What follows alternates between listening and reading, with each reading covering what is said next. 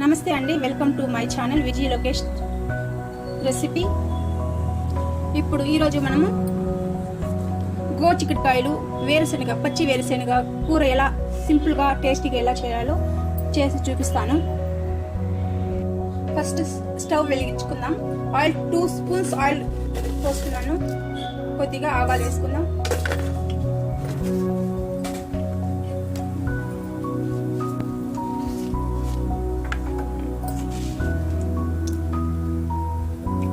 కొద్దిగా పచ్చిపప్పు, 1 స్పూన్ పచ్చిపప్పు,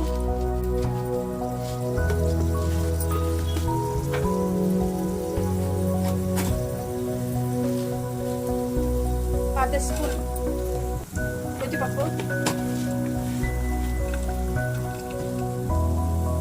మొత్తం ఇలా వేయించుకున్నాం.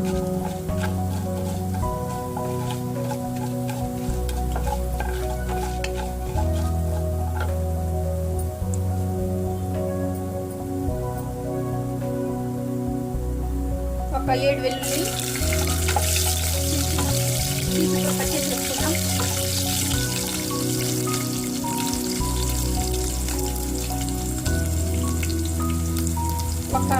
ఒకటి ఆనియన్,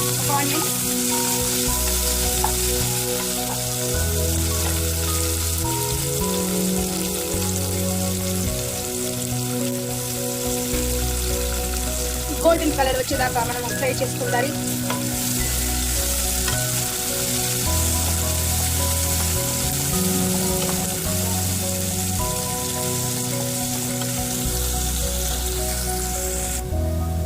చూడండి, గోల్డెన్ కలర్ వచ్చింది.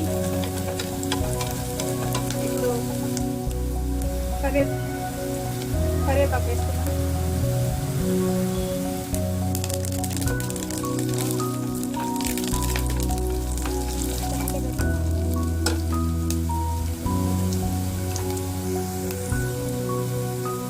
నేను ఒక 2 టమాటాలు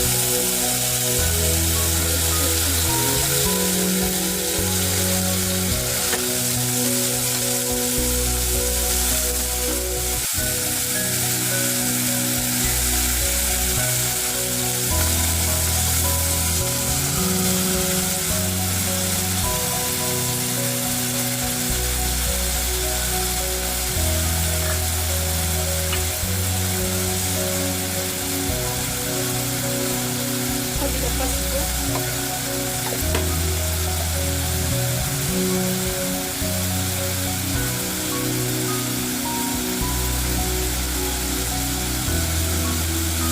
వన్ స్పూన్ సాల్ట్ వేసుకున్నాం. ఇలా బాగా ఇలా కలుపుకోవాలి.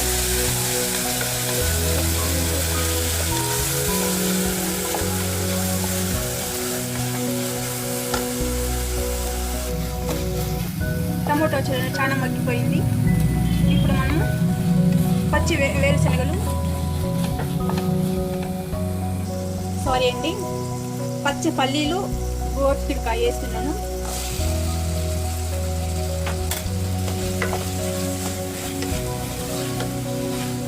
ఇలా దీంతోనే కొంచెం వేయించుకున్నాను.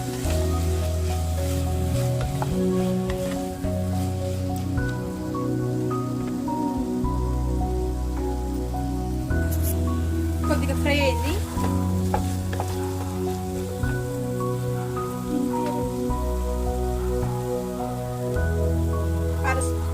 అర టీ స్పూన్ కారం,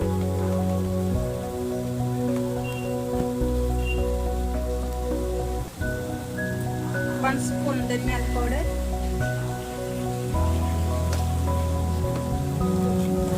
బాగా కలిపేసుకుందాం.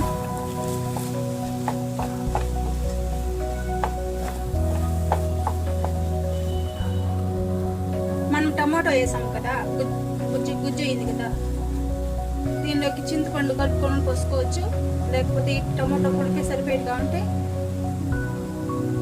వాటర్ అయినా పోసుకోవచ్చు. నేనైతే చింతపండు కొద్దిగా పోస్తాను. ఒక నిమ్మకాయ సైజు అంత చింతపండు గుజ్జుని పోస్తున్నాం. ఇలా బాగా మిక్స్ చేసేసుకోవాలి.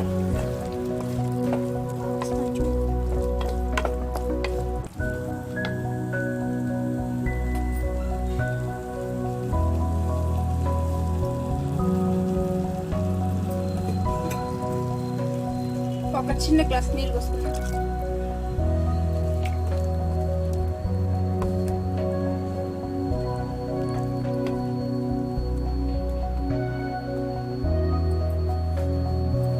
నేను కుక్కర్లో పెడుతున్నాను. ఒక 2 విజిల్స్ రావాలి, ఎందుకంటే ఇది పచ్చి వేరే పల్లీలు, అందువల్ల ఒక 2 విజిల్స్ వస్తే చాలా కర్రీ లాగా తయారవుతుంది.